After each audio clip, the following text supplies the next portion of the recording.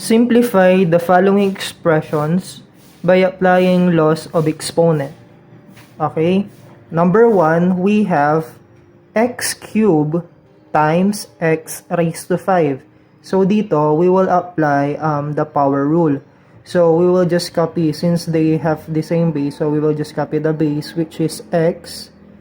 And then, we're going to add their exponent. So we have 3 plus 5. So our final answer is x raised to 8. Okay?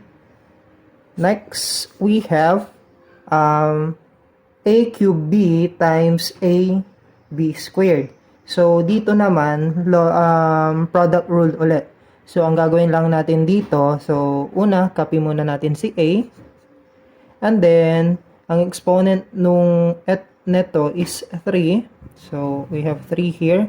And then here naman, ang exponent niya ay 1. So plus 1.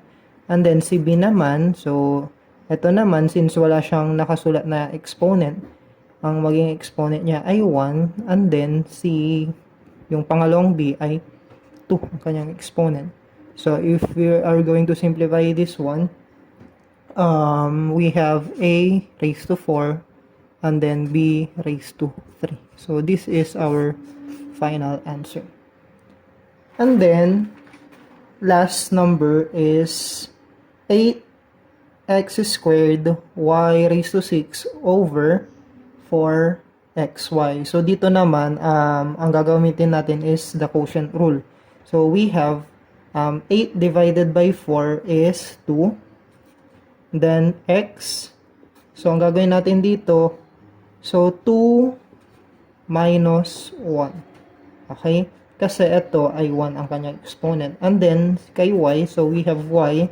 And then 6 minus 1 ulit. Kasi 1 ulit yon. So, tandaan natin, kapag ang isang variable ay walang exponent, automatic 1 ang kanyang exponent. Okay? Kapag walang nakasulat na exponent. So, if we are going to simplify this one, so we have 2x raised to 1, or kahit wag nang isulat, and then y raised to 5. So, this is our final answer.